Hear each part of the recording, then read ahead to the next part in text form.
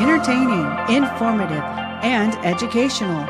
Inspiring content that makes a difference. This is the Maximus Troy Publications Broadcasting Network. Join the Academy.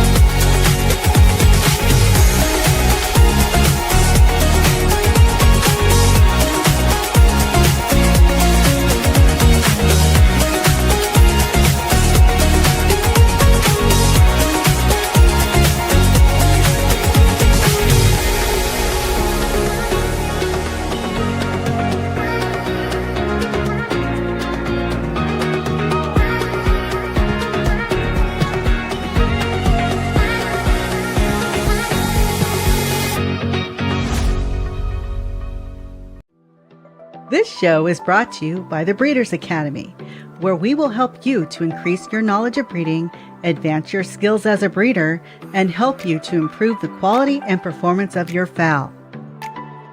As a member, I'll provide you a roadmap that you will need to create a true family restraint.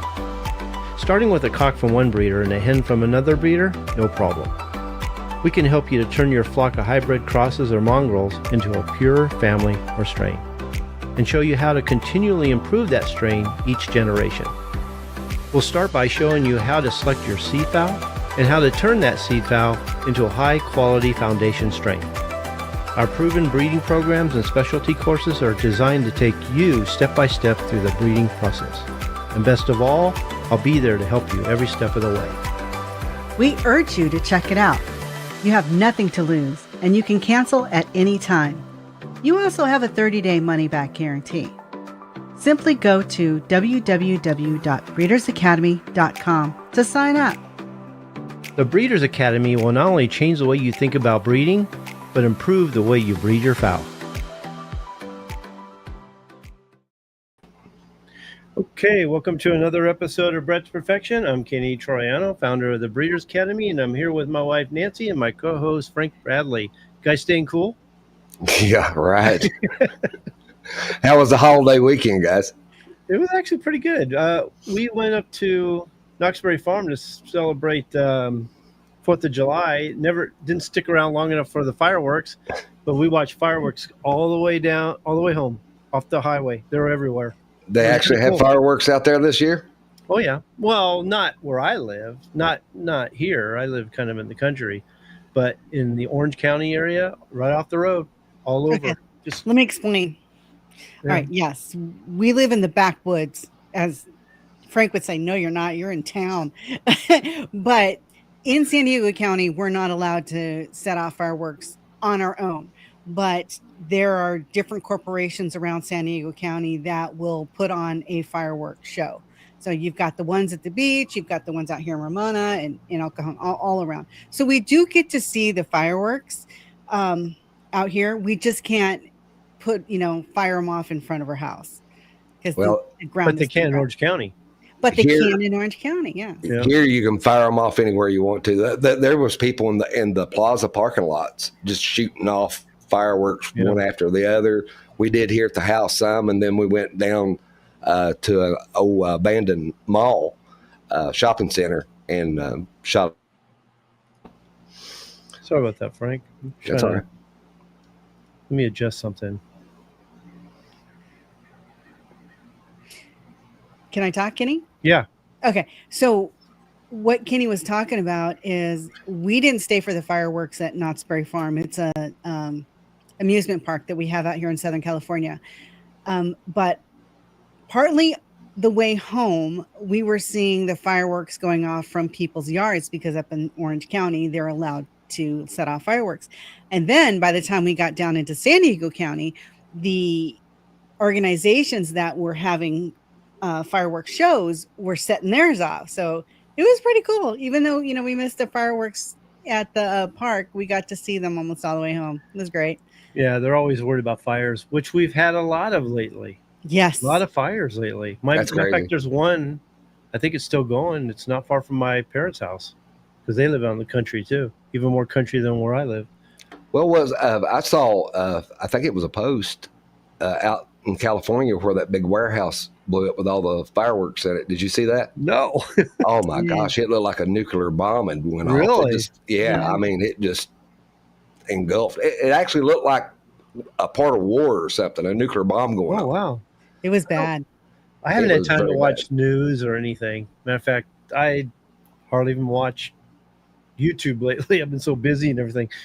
That dumpster out there has been staying full for weeks.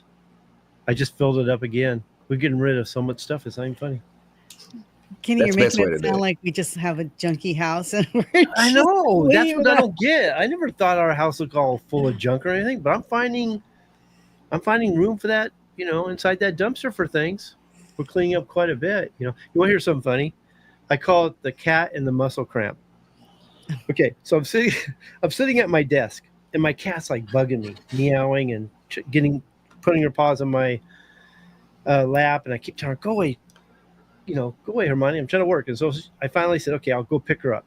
So I go to reach down. I'm sitting in my chair. I go down to reach down, and pick her up, and she starts to move away from me as I'm trying to pick her up. It's like, why? I don't know why she just can't stay there. She has to make it hard for me, play hard to get.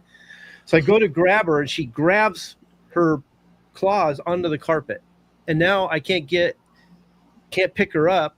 And next thing I know, I start to pull her towards me, and I get her off the carpet into my lap, and then I pull a muscle on my leg.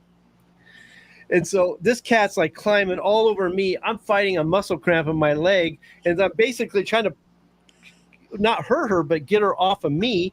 And so I'm just laying in the chair, just kind of grimacing and just waiting for the pain to go away.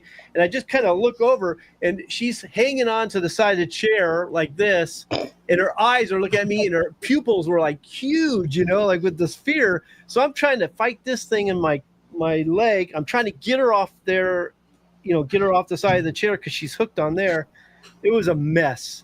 And then as soon as I got her off and the leg went away, she took off running like I had abused her or something, But you did. It was so funny to look down at her, and she's hanging on for dear life with her eyes so big and her pupils so big. So, well, you know what? She has a nasty habit of digging her claws, and I trim her quite often, but digging her claws into the furniture when you go to pick her up, and then they're stuck. She can't get them unstuck. So she was hanging off the side of the chair, of the desk chair, and I've had a very, very strange week. Here, one more thing, and we'll get onto the show. I got to tell you this. We're at Costco. We cleaned out our sheds. We cleaned out our garage. And we bought these shelves, these big, heavy-duty shelves to put things on. We needed more, so we went back to Costco. And these shelves are really heavy. So it's basically just me and Nancy and Tawny. And so I'm picking up my end, and they're both fighting the other end, trying to figure out how they're going to pick it up and get it on the cart. And so all of a sudden, this guy runs over to help me pick it up. And I look over. This guy's older than I am. He's got to be 10 years older than me. I'm looking at him going, "You sure?" He goes, "Yeah." I go, "Okay." I didn't want to give him a heart attack, So we're both trying to pick this thing up, and I went to grab the strap to kind of pull it towards me a little bit, and the strap broke. I went flipping back. I fell onto the cart, over the cart. This thing I know, this other guy ran over to help us. And here's a moral story. Not only did I embarrass myself, I flipped over the cart, and everybody saw it. But I had faith in my humanity again. Not only was that guy, the older guy, willing to help me so that Nancy and Tawny didn't have to, but this other younger guy came in. He almost did it by himself. I told him, I go, now you're going to have to follow me home so you can get this out of my truck. So, but it gave me faith in humanity that there's still some good people out there. Yeah. Yeah, that's good to see sometimes. Yeah. So, okay, today we're not going to do a round table. A little hot. Give you guys a break. Maybe next week, we'll see. And this is a good time to join the Breeders' Academy. And as soon as you join, you're going to get instant access to the website. Like I said, we have 800 pages of information. You'll have access to the Founders Program, the Masters Class videos, the Members Roundtables, all the programs and courses that are on the website. You're going to have access to the complete collection of podcasts and live shows.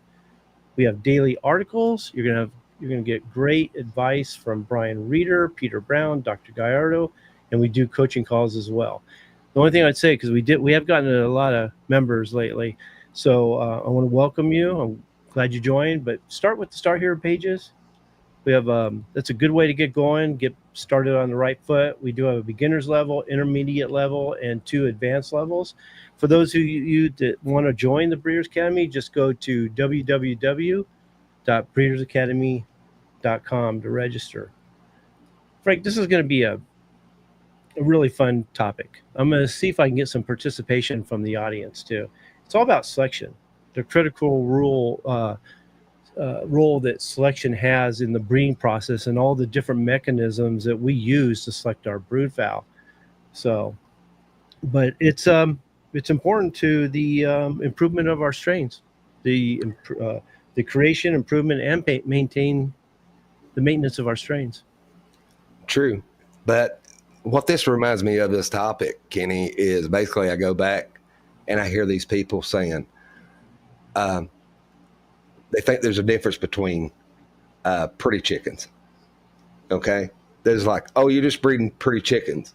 That's all it is. When you start talking about conformation type, the way the bird is structured itself, the standard of the bird, that doesn't mean much to a lot of people. But they don't understand, if you're starting out with birds that's lacking conformation or any of those anomalies that you just mentioned, you're going down a bad road when you start breeding close to create a family.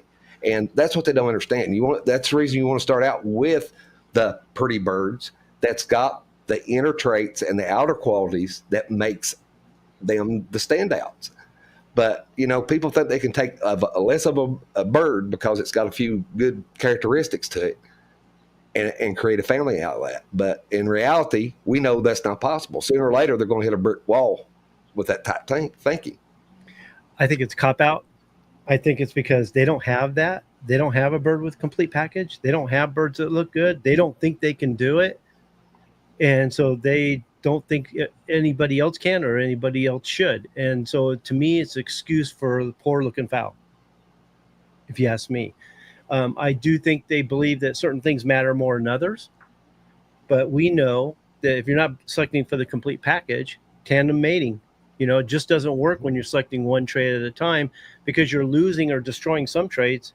When if you were to select for the complete package, you have less fowl to work with, but the fowl that you're selecting have the power to actually move the strain in the right direction. And if you're just breeding poor looking fowl that don't have the right conformation and type and have other issues and aren't healthy and relying on medications, you're just not going to not only get there, but you're going to lose it along the way. And you're going to be forced, like they always do, to bring in outside blood to either restore them or fix them. And they just never get there. And it gives them a reason why they always have to cross them, outcross them, infuse them, new blood, add new blood. That 1/16th infusion, they rely on that thing. Without that, they don't know what to do. And because of that, they don't have a strain. They don't have bloodlines. It cracks me up, these guys who say they're always infusing new blood. They're not selecting them properly. You go on their farm and they got contrasting characteristics all over the place, but they can still call them a family. They can call them a bloodline. And these are from people who should know better. People that have been in the business for a long time should know better. And it's amazing they don't. I know of 2 breeders in my lifetime, personally, that had really good birds, great birds, both of them. And over time and many years, they had to discard those birds. And it wasn't because of conformation. They got so mean that they couldn't do anything with them. So finally they was forced just to eliminate them, to get rid of them. But they didn't know through selection they could fix that problem over time. And what they do, they just ended up getting rid of the birds rather than, getting breeding the least mean back of the birds, the least aggressive birds toward you. They could have got rid of that over, years, not overnight, but over years. But it just goes to show you some of the, the way these guys think, that they don't have control over that bird to make the bird look a certain way or act a certain way or breed it for a certain role. They don't know the power they have over these birds. Yeah. Except for deleterious genes, most families can be fixed over time through selection. Yeah. And even defects. As long as you're not breeding to 2 birds sharing the same defect, that defect can be fixed. Any trait that would be the next one we're going to talk about, which would be the 6 factors of selection and breeding, being monogenic factors, polygenic factors, phenotype factors, genotype factors, epigenetic factors, and mitochondrial DNA factors. And the first 2 would be monogenic factors versus polygenic factors. And what I want you guys to do while you're listening is I want to hear from you what you think is a monogenic trait and which is a polygenic trait. And then we can talk about that, because this is really important, because if you understand the difference between a monogenic trait versus a polygenic trait, then you know not only how to select them properly, but you know how to improve them. We know that if we look at a monogenic trait like dominant recessive, that all we have to do is keep selecting towards the trait that we either want or want to exaggerate, and then cull the ones we don't. And defects are usually recessive. Okay. Where polygenic traits are all about breeding to the highest intensity, breeding to the birds that either are the closest to the standard that we're looking for or have the highest intensity for that trait. And over time we can improve them. And if there's people that are, culling birds that can be proved over time and holding on the birds that need to be culled right away. And that's the difference between monogenic and polygenic traits. So Nancy, if you get any, just let me know. Well, I'm going to give one away here. I'll give them a freebie on the monogenic comb type. Okay. Yeah. It's like people, they'll have a strain. They produce straight and pea comb. And it's like, man, I wish I could just get all straight comb and be done with it. But I keep getting these pea comb ones popped up. Well, they're not using their head. They can fix that with one mating alone. If they want to go to straight headed. Now the pea head will take a little bit farther to get there. Over time you can get there. But with straight head, you make the straight head with the straight head, and you're not going to have any more of the pea comb. But a lot of people believe today that you can get a pea comb bird from a straight-headed chicken. And as far as genetics is concerned, it's impossible. No, let's put it this way. Pea comb is a dominant trait. And if it were there, being a dominant trait, it would be expressed. Okay. Mm-hmm. The only thing we don't know is whether it's pure for dominant. Is it homozygous dominant or heterozygous for heterozygous for the pea comb trait? So if it's carrying it has to express it. Whereas if it's expressing a single comb or a straight comb, which is recessive, if it's expressing it, we know that it's homozygous pure for the straight comb trait. That's the easy part. So if you understand the genetic, the traits that we're dealing with, you understand the genetic factors of those traits, then you not only can you'll know which ones to select for and which ones to cull and stay away from. But it's the only way you're going to be able to improve the family. So a lot of people will put down genetics, but unless you understand the genetics, and I'm only talking about the basics of genetics. We don't have to go so deep that, because a lot of people, I always say that it's the practical side that I teach and that I use. And if you understand the practical side, then you're in business. But if you are trying to get so complicated and you don't know what to do with it, then it's not useful or practical, and you're not going to be able to improve your fowl. So this isn't hard. This is not a difficult thing. It's actually easier than you think, Yeah. Back before I knew anything about genetics, and Kenny was a huge mentor for me on genetics. He really opened my eyes to the world of how genetics could make us better breeders. And over time, with me understanding the genetics better as I become a better breeder because of it. Before, I was in the dark without a flashlight. That's the only way I can explain it. I was just putting birds together and hoping for a better outcome, not knowing what I was going to get. Now I can put birds together and I know exactly what I'm going to get. Yeah, I appreciate that, Frank. And I do believe most people are doing that. They're just speculating. They're just putting two birds, just hoping for the best, thinking that they're going to get some of what they want or that it's going to work out. And a lot of times, because they don't understand how they match up and how the genetic factors work with each other, they most of the time don't get what they're looking for. Now, Spaz Getty saying a polygenic trait is a trait that is a combination of multiple genes that is measurable, such as length of the bird varying in young. Okay, so basically it's the variation. So whenever we see, he's right. Whenever we see variation, we're seeing a multi-gene trait. We're seeing a polygenic trait. Whenever it's measurable, whenever it's quantitative, it's measurable. That's what we're looking for. But what I was looking for, Spazgetti, is which traits. What are the traits that are either monogenic versus polygenic? So give me examples of what a polygenic trait, not the, how do I say it? Not the definition. Not the definition, yeah. But the actual trait. Yeah, show me a trait that's polygenic. Yeah. Well, give them one, Kenny, unapologetic. Give them one. Type and conformation. There you go. Okay. Most polygenic traits tend to be traits that we can't see by just looking at the bird. Performance ability, production ability, all the things we look for when we're trying to improve egg production, or even some of the game fowl people, the things they're looking for. Most of the time, those are traits that need to be improved over time, something for the highest intensity. Okay, not anytime you add new blood, you start it over, because it takes numerous generations to fix a polygenic trait. Mask length and budgies. See, he calls them budgies. We call them parakeets. We just did a coaching call together. I was going to ask. I need some for some of you chicken people, and I appreciate that, Josh. But I need some chicken people to give me some examples too, so we can actually talk about it.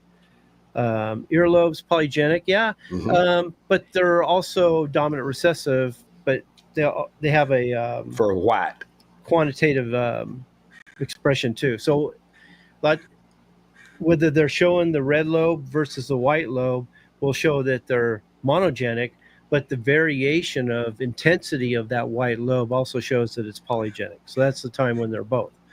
So, yeah. I'll give you guys a hint. I was really cranky today because the weather was so hot. I know what she's talking about. Okay. It took me a while, Nancy, but I got it. Okay. Okay. Temperament. That's a polygenic trait. Yeah. It's one that you don't normally see, but we know that it's a factor. And so instead of seeing that we've got some birds with poor temperament, maybe man fighting, have poor behaviors, we don't want to scrap the whole family. We want to get rid of the ones that are showing that trait and select the ones that are showing the most calmest demeanor, aren't man fighters, those things, or aren't as it's hard for me to talk over this damn fan. Let me turn that off. Hopefully I won't get too hot. It's like it's all I hear is a fan. I can't even hear myself. Aren't most traits polygenic? You know, that's great, Sonny, because that's true too.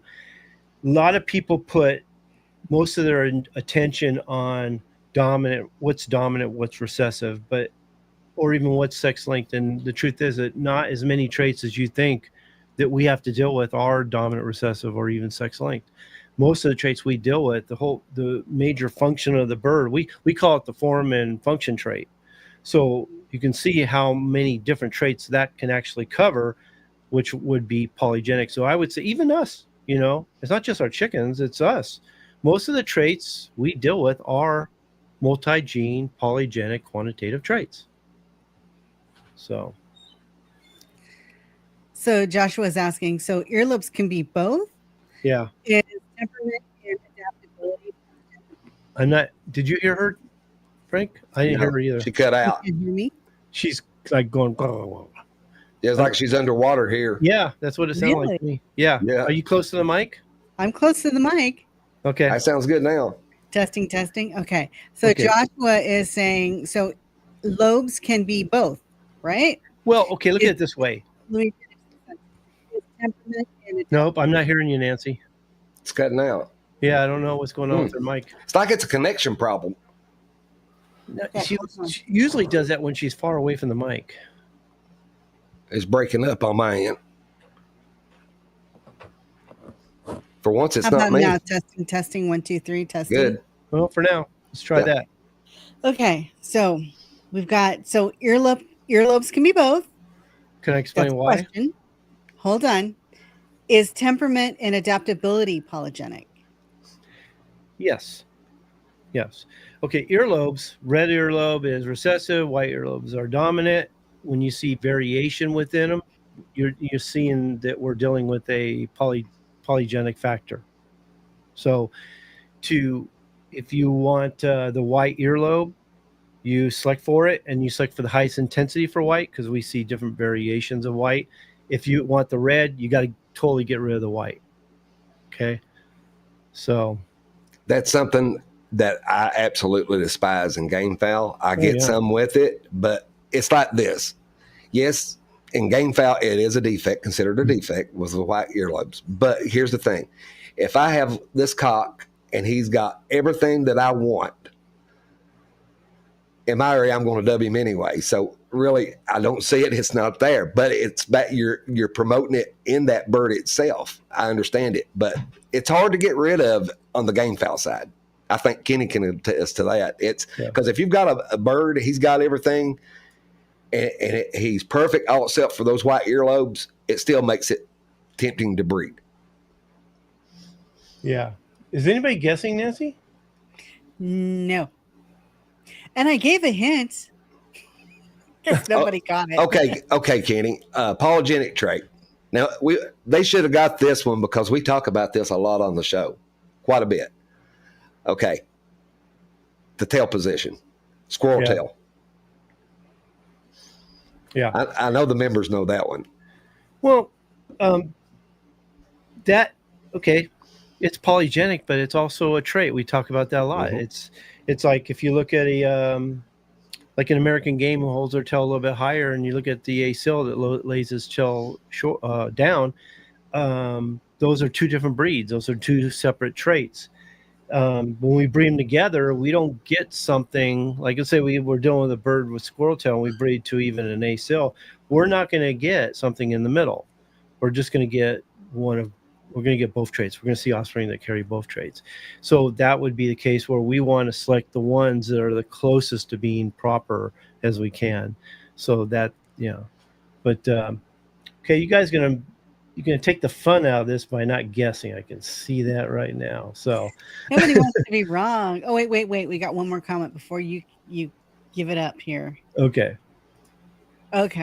That just says I'm lucky that he doesn't have white earlobes, but that's not the answer. Okay, let me see what this one here. What does D say?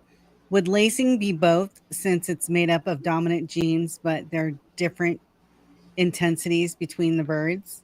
That's funny too, because there's not a lot of plumage colors that are what we call polygenic, but there are a few. Whenever you're dealing with colors that rely on multiple genes to create that color, and like a blue lace, red Wyandotte or something with, those get kind of complicated. Those take multiple genes, so that would be a polygenic trait. Yeah. Yeah. So, but you're also dealing with some dominant and recessive genes in there too, depending on the colors that you're either selecting for or selecting against. Now, so I guess you're going to make me cough it up. Okay. No. So monogenic traits, dominant recessive, comb type, like Frank said, leg color, feather color. Some traits are dominant over, like silver is dominant over red, black is dominant over red. Well, almost everything is dominant over red. Yeah. Okay. Number of toes, broodiness. Now, broodiness is another one where broodiness is a dominant trait, but we also see variation with the hens where some are more broody than others, so it shows that it's both a dominant and a polygenic trait. Now, polygenic, most of the ones that we see are polygenic that you can relate to would be type and conformation, carriage and station, all because we see variation in these things.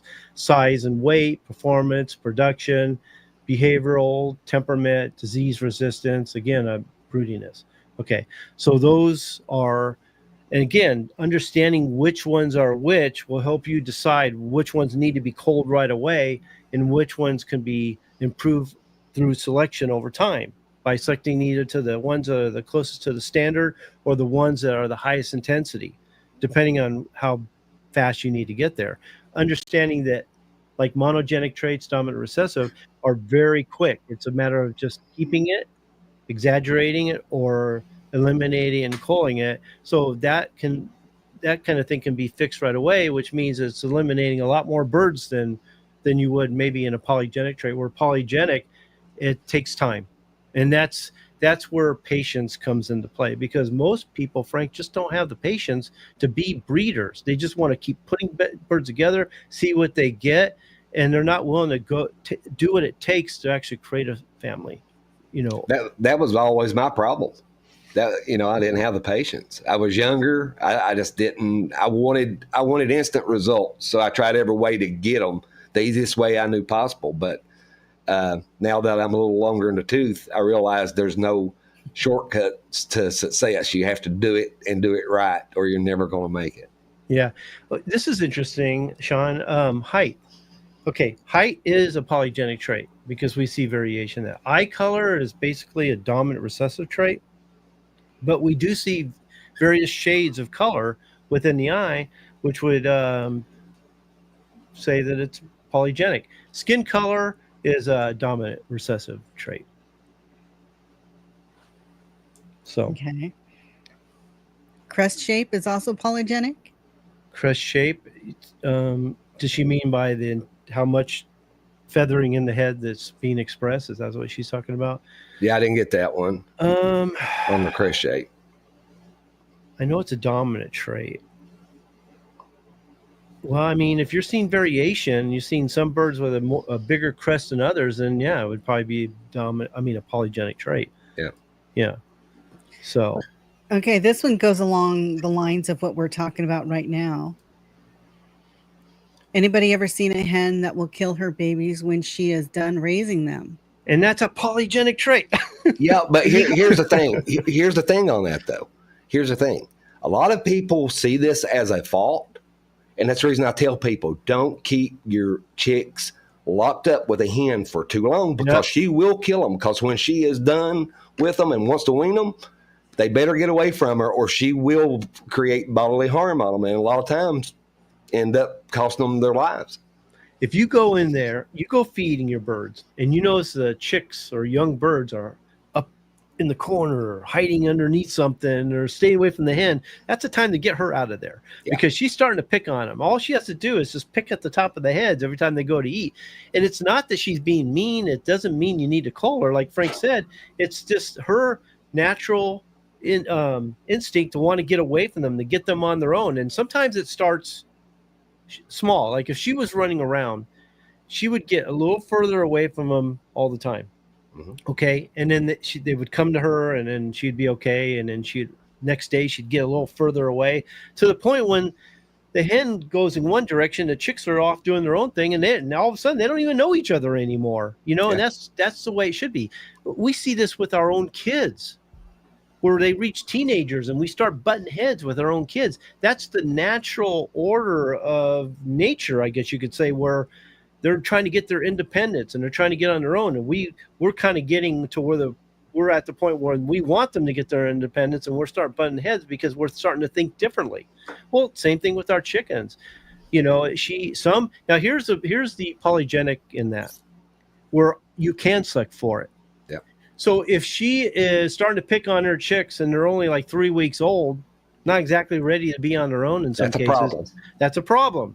That hen, especially if she does it every time, is showing tendencies to wean them too early. Okay. And then I don't know if you could say that they ever wean them too late. I mean, I'd like to see a hen stay with them as long as they can, but I've had them do it. Yeah. I've had them do it. Yeah. So I don't know if I would have a problem with that, but if they start getting around 5-6 weeks, I can pretty much, that's when I'm going to start seeing a difference. I'm going to start seeing the hen acting a little different. Quill size. What's that? Quill size offspring. Yeah. Right. Yeah. Somewhere in that area. That's where I like to see it at. So if she is starting to wean her chicks earlier than you think she should, then you can select for that. Mm-hmm. So I've seen hens 2 weeks old, they start beating up on their chicks. Yeah. I won't tolerate that. That's another reason I don't like breeding. Well, pullets itself, they're not matured yet. That's the biggest reason I don't breed them. But that's the other. They're inexperienced. They don't know, and they can take the chicks and cause bodily harm to them just because they're inexperienced. Like 3 weeks old, be trying to, wean them. Yeah. The same thing with the chicks when they're like 2 weeks, 3 weeks old. They're starting to beat up on each other. That's a selectable trait too. I've had that. My Bruce Barnett sweaters were doing that, and I didn't tolerate that. I breed for late maturity. I want my birds to be able to stay together for a long time. I've got some stags and pullets together. They're pretty good size right now, and I like being able to do that. But if they get into a situation where it's raining and they don't recognize each other, or I move them to a different pen, it changes everything, because now they don't recognize each other and they're going to start having issues. So I like breeding for late maturity just for that reason, and I don't think it affects them in any other way. That happens here a lot. That's the reason I have to really. I love letting my birds run out to the very last second. I want them to get all the free range time that they can get. And all mine are free range brought up. But we have so much rain and flooding here, you really got to watch it, because when they get up sexually maturity and start running after hens, I've got to put them up before they start doing that, because if the boss in the pecking order, if the bosses get wet and the ones under them doesn't recognize them, then you're going to have a bad happening when you go back on the yard again the next day. That's another thing too, the pecking order. Naturally, they're going to have a pecking order. There'll always be someone on top. There'll always be someone on the bottom. But how some people, they can't handle power. Mm-hmm. They just misuse and abuse people. Well, same thing with the chickens. I want that pecking order. I want them to establish that. But with the one on the top, I want her to have enough confidence to show everybody who's boss, but not take it overboard and beat up on everybody who walks near her. I hate that. I mean? Yeah, no, I won't deal with that either. I hate that. I want when she walks through, if they're eating, she walks through, they make a path for her, and she walks through, she's confident. She doesn't have to express authority because she's already got it. That's what I want. And I also don't want a hen that sits up on the roost and never comes down because she's afraid of the other chickens. Or goes away from the other chickens by herself, way off somewhere and by herself. I don't like that either. Those are all selectable traits. Go ahead, Nancy. So Melissa got back to us about the crest. She's talking about, she's talking about the crest, and that it can change in size and you can improve the shape over time. So there you go. Yeah. So if they're just kind of coming out scrawny and they don't really have a full head of feathers, I guess you could say, you can select by selecting the ones with a fuller plumage on the head, a bigger crest or better shaped crests, you can improve the family overall over time. Wow, I don't know if it's true. Now she's ate about 300 birds over a decade. You're talking about, oh gosh, what's his name here? Mater John. You're talking about Mater John. Yeah. I don't know, guys. What do you think? Would you get rid of her? I'd get rid of her, but that's just me. Well, like I said, if they're young and she's doing that, yeah, I'd definitely get rid of her. And another thing I won't tolerate on my place is a hen that will peck the roosters or the other hens in with them. I cannot stand that. I will not tolerate it one bit. And I promise you, if you breed her, her offspring will do the same thing. Yeah, absolutely. Okay, this one's an interesting one. Please participate. I really want to know what you guys think and the difference between phenotype factors and genotype factors. Okay, this is part of your selection. Let me ask. I hope I'm not feeling like I'm testing you guys, but we do this so much, and we've got quite a few students in here, a lot of the members. What is it when it comes to phenotype, genotype? What is it that we use to actually select our birds? Which one of them do we use that can actually improve the family? And can you tell me why? And the members should get this one hands down. Yeah, you would think, They will. Okay. And I think they're just being shy. Yeah, come on, give me something, because this is an interesting one because a lot of people don't realize the difference and the importance of phenotype, genotype, and how it plays a role in the selection process. We say it all the time when it comes to like epigenetics. Epigenetics will express certain traits due to the environment. Okay, it could be the weather, it could be your management skills, it could be how you feed them, it could be their overall health. Are you using medications, not using medications, are they affected by health? It could be whatever genetic traits, whatever is hiding or being expressed within the genome, and then how you select them. So let's see what she's saying, Nancy.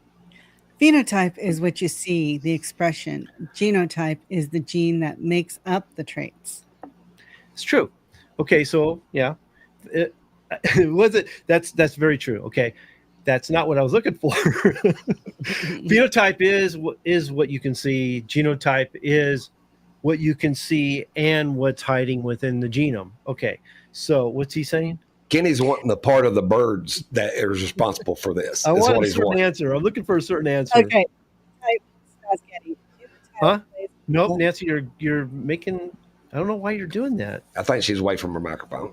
Okay, I'm right up. I'm kissing my mic. All right. Yeah, you're out. Phenotype plays a role in selection, as we know the hidden traits from parent genetics to test breeding. Okay, that's true. Okay, so let me break it down.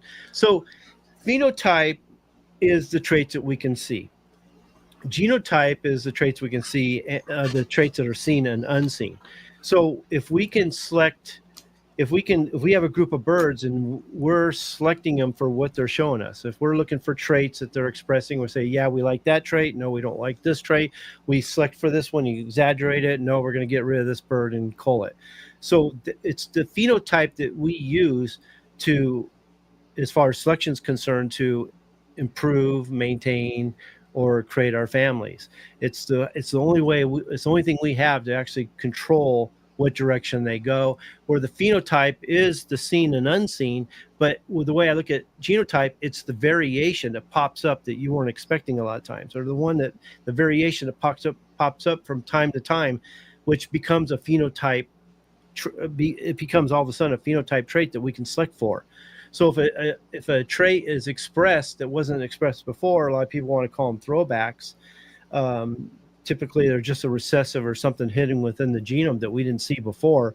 Now it's being expressed. Now we have a choice to either cull it or breed to it, exaggerate it, and make it a part of the family. Okay, so they can be improved on. It can be, well, yeah, it's true, but I would say it this way, I think, is it can be incorporated into the family where it wasn't before. Then over time we can exaggerate it. So improvement to me is just something that's already there that we want to make better, which is usually a polygenic trait.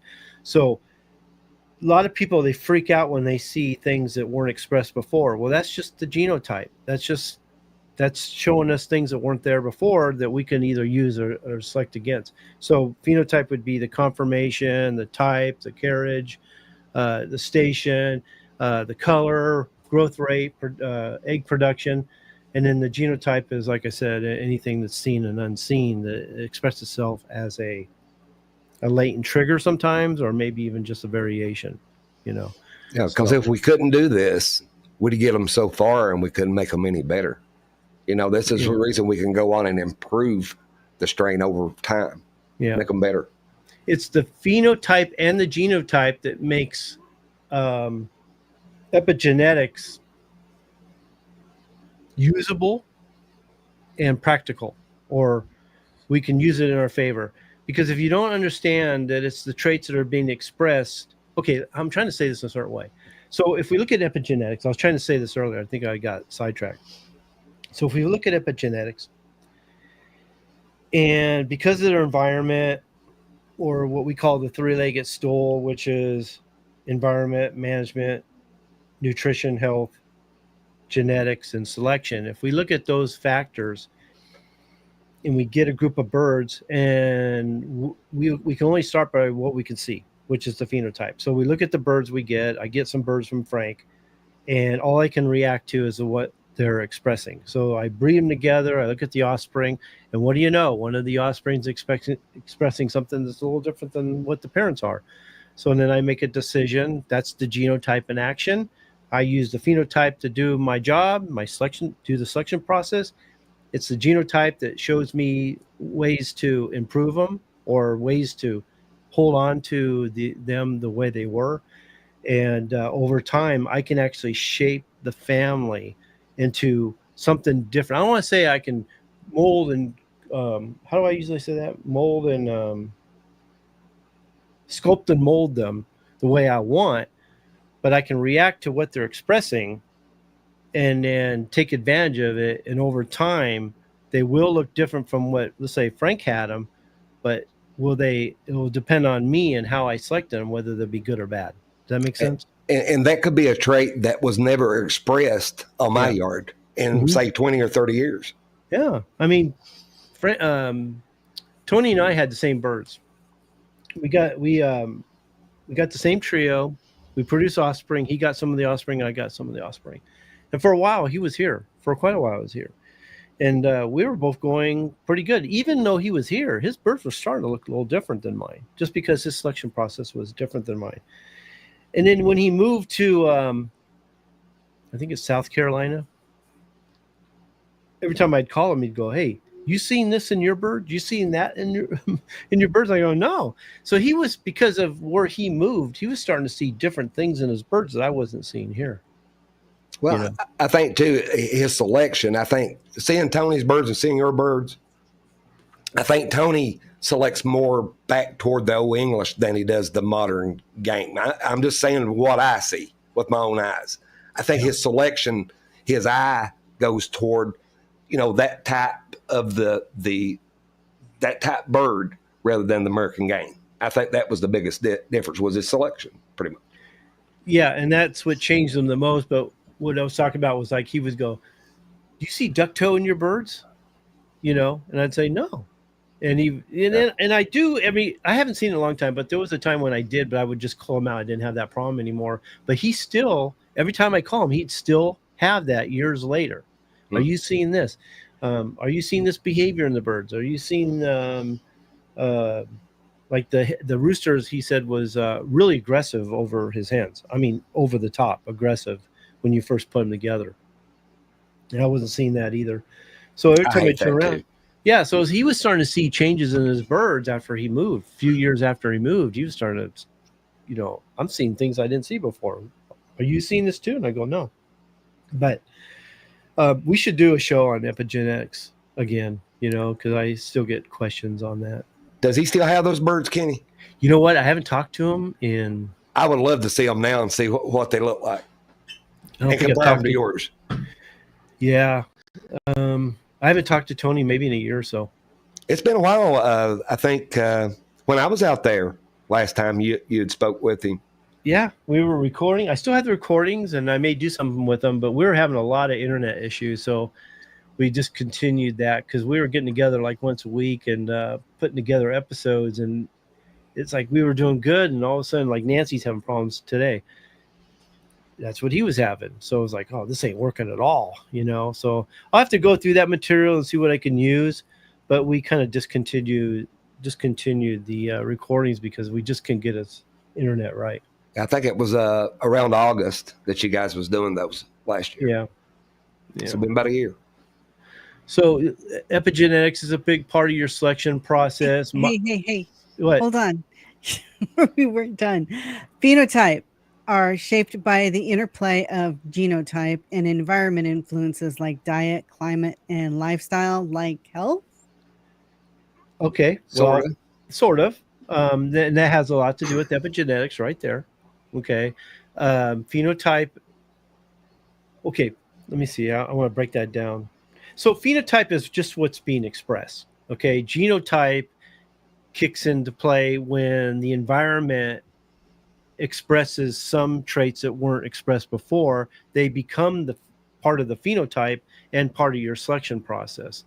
And the environmental influences like diet. Okay, so diet, climate, lifestyle, the genetics that are hiding within the genome and your selection process all play a role in whether your birds improve or not. Health is a big one because, how do you create a family, improve a family, or even maintain a family when they're unhealthy? When you're using medications to hide their weaknesses, because you're breeding birds that have that weakness, whether they're expressing or not, or it's being hidden because of the medication. I always say it, Frank, it's the day they stop giving the medications, they find out what they really got. Yeah. And that's the best thing they can do, because with medications, they're breeding birds that shouldn't be here to be bred to start with. They should be dead or cold because of sickness. And we always say it, Kenny. I've said it for years. Sickness is the worst genetic defect of them all.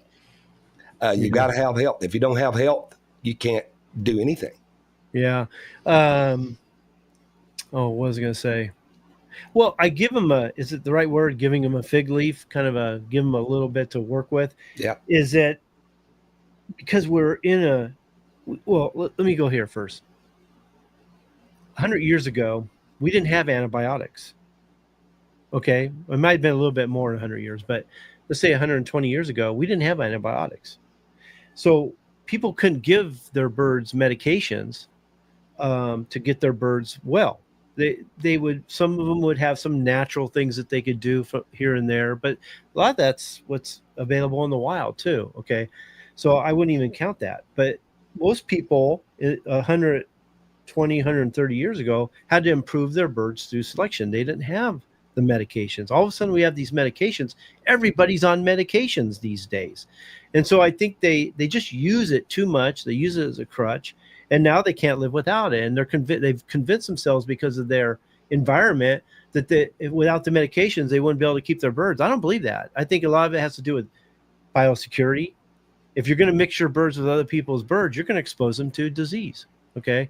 If you're not going to be careful about where you keep your birds or where you take your birds and what birds you bring back to your farm, you're going to expose them to some pretty bad diseases. And whether they survive or not is going to be on whether you have the medications or not, or whether they're able to survive the exposure.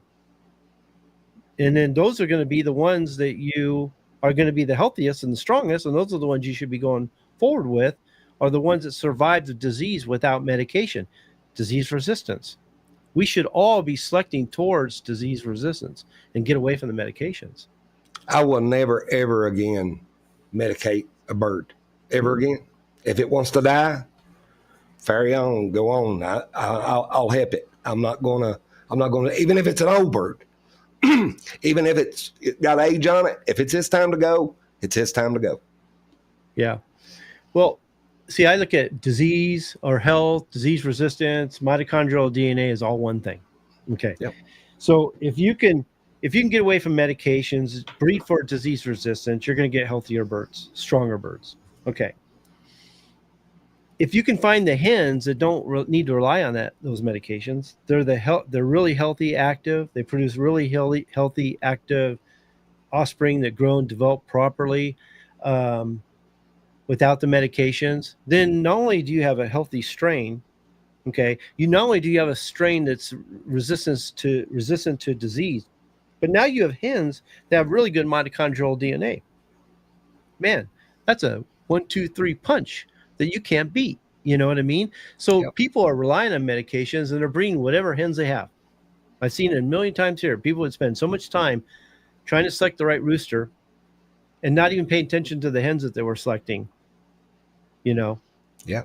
And the thing about it is they need to look at it like this too. Selection and nutrition and caregiving is your best medication that you can have on your yard. Yeah. The best. And without a good nutrition, your birds is not going to have a strong immune system. So we have to breed them for resistance. We have to feed them for resistance, and we have to care for them for resistance and good biosecurity. If you're raising them properly, if they're surviving and thriving in their environment, and you're feeding them properly, they're going to show you their highest and best potential. That's the best time to select them, not when they're in the molt or not feeling good or suffering from disease. That's probably when I do the most culling, because those birds going through those particular situations are showing me the ones that are the healthiest, the strongest, and the most adaptable. And then the next thing is look at the offspring. If the offspring are really healthy and they're growing and developing properly, then I know that the mother has good mitochondrial DNA and is doing really good. And I'm going to be able to create and improve that strain through her. I do exactly what Kenny just said, but my biggest point of culling is during the moult. Yeah. If I see a bird that's struggling, that's acting weak, he's gone or she's gone. I don't tolerate it. That right there that is key to finding weakness on your yard and getting rid of it. Because if they're having problem in the moat, their offspring's going to have problems in the moat. So you need to get rid of them. That's a selectable trait. Yep. Good healthy birds, the moat's not that bad on them. Most things are selectable traits. Most of the things you see will determine whether you're selecting for them or you're culling against it. That particular trait will determine the success of your strain. So think of it that way, that every problem you're seeing, every defect that's being expressed, every deleterious genes that show up, every bird that's healthy and thriving and producing really good birds, those are all selectable traits. I can improve them over time. I don't need to keep bringing in new blood and disrupting the gene pool. I can improve them through the few that are the best. So back to Frank's original comment in the beginning was they don't, what were you saying, Frank? So I get it right. I don't know what part. Oh, shoot. I don't remember what. I'm sorry, Kitty. I don't remember what part it was. I was gabbing on. Make sure I got it right. So they're selecting for performance traits and neglecting other traits, thinking that those traits don't matter. Okay. Yeah. Where I think they all matter, because I'm going to select the ones with the complete package that are the ones that are also going to set my family to the next level, and I'm going to improve the family with those. Why would I select and breed any bird that even shows the slightest fault? I'm just going to perpetuate that fault. You're going to make many more just like it. And over time, it's going to get to the point to where it really hinders your breeding program. And it's going to force me to add new blood. Yep. Okay. To change it. Okay. I know Nancy's going to cut me off pretty soon, so I want to cover a few more things before she does. You got, you've got 30 some seconds. Yeah, you've got 30 seconds, and I have 4 questions start, so I think you should stop there and continue on the next week. Okay, maybe we'll continue. Part 2 in selection, the evolutionary factor. Okay, we can do that. You can tell who's doing the edits now. Yep. Way to go, Nancy. That would be me. Yes. Yep. All right. Spaghetti is asking a question for Frank. What are some high protein seeds and vegetables? Well, there's quite a few of them, but you want to take into concept. Now, you take like flax seeds, they'll go up to 22%. Black sunflower seed, they go up 17%. But the thing about it is, you don't look for the highest percentage to feed them. What you want to do, there's a rule of law when it comes to grains. And say alfalfa, sea kelp, anything that we feed, vegetation that we feed our birds, there's a rule that you want to stick by to feed a certain amount. Feed this amount to this amount. Don't go over this amount in your food. And you want to mix your feeds properly to what time of year it is. Is it maintenance feed? Is it breeding feed? What time of the year is it? So it's best not to look at it that way, which ones are higher in protein. There's more to it than just the protein. It's the balanced diet itself. But there's quite a few of them out there, but you just got to watch how much you feed of them, because you can do more damage by feeding a higher amount of that one particular grain than you would by basing it out and using different parts to the feed. All right. So Sunny's asking, I had several hens that I bought as day-old chicks and raised, but they stopped laying eggs almost completely after a few months. Is it somewhat common for brand new hens to stop laying? Yep. Yeah, depending on the time of year. And plus, if you change, okay, you take a hen that's laid every day for a month, okay? You take that hen and you move her 3 cages down next to a chick, a rooster or something she's not familiar with, or just change her position, she's probably going to stop laying for a couple of days till she gets back not stressed. So just a little bit of stress will knock a hen off from laying for 2 or 3, maybe even a week.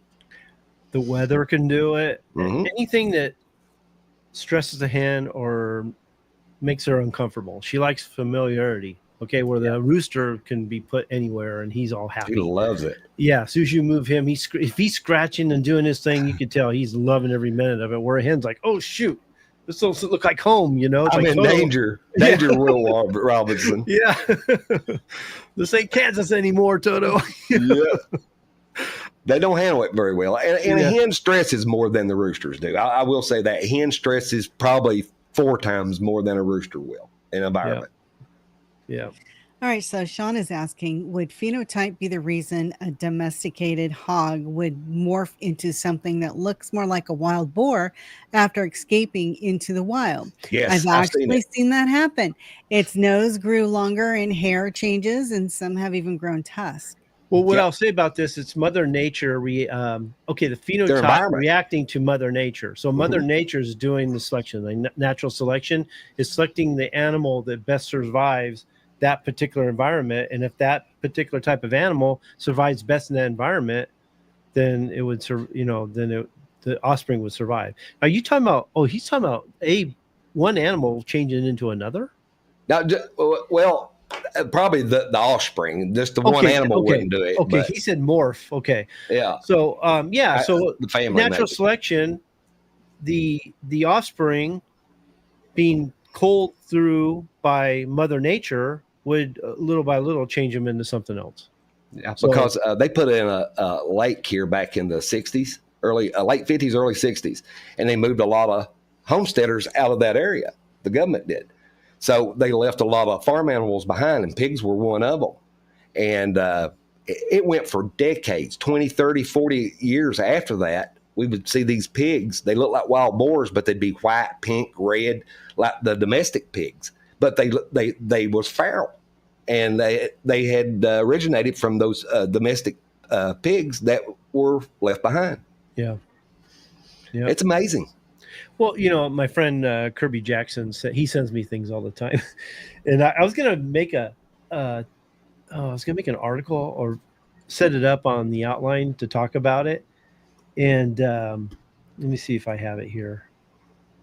Oh, it's so funny because he's one of my biggest supporters. He's one of those guys that are so smart and knows his stuff that when he comments or makes shows me he likes my whatever response I had or whatever comment I put on or whatever tip if he approves it or makes a positive comment on it, I'm like, yes, I hit the mark.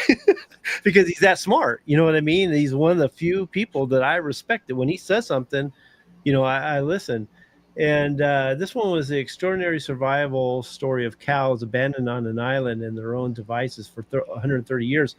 And it was from a small number of birds, and a small number of cows over time who were inbreeding, line breeding, all that kind of thing. They didn't have any outside influence of any other cows whatsoever. And they survived for 130 years on this island with no outside influences, all through inbreeding. And Mother Nature weeded out the weak and the poor and the bad, and only kept the strong. And they only were done away with because of the people who were running the island didn't want the cows anymore and destroyed the whole bunch of them. And they lived 130 years on their own without any outside influences of anything. It's funny you mentioned that, Kenny, because I had written down here one of the topics I was going to mention, and it was the same thing. I want to talk fantasy here just for a few seconds, okay? Well, can I say one more thing? Sure. Okay. So I go to Kirby, I go, well, this kind of proves my theory about inbreeding and the Founders Program. And he goes, exactly. Okay, go ahead. But just say, for instance, we built this imaginary wall over every farm and every chicken yard in this country, okay, or in the world for that matter. If we're going to talk fantasy, let's go all the way. No antibiotics, no medications of what any time. And in 30 years, let's go back and see who's done what. You're only going to see about 1% of the breeders have a farm with chickens that they have maintained on it. The rest of them is going to be deserted. It's going to be gone. They're going to be extinct. You're right. It shows not only how weak and what they really have is foul, but also shows who they really are as breeders. Yeah. And I'm saying no medications, no outside blood influence, just you and a feed bucket and the water hose. That's it. I want to take it a step farther.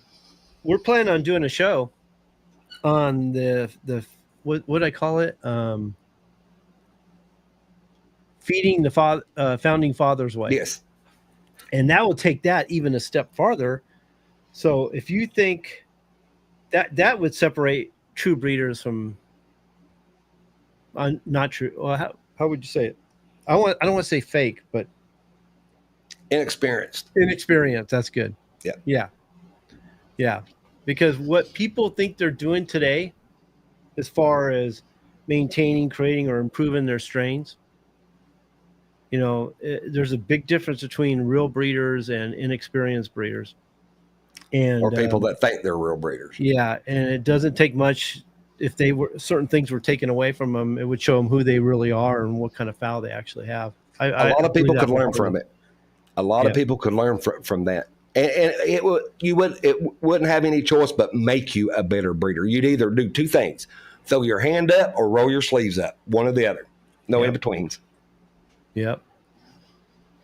So, anything else, Nancy? No, I think that is all for the night. Okay. You have anything, Frank, before I wrap it up? I'm good, buddy.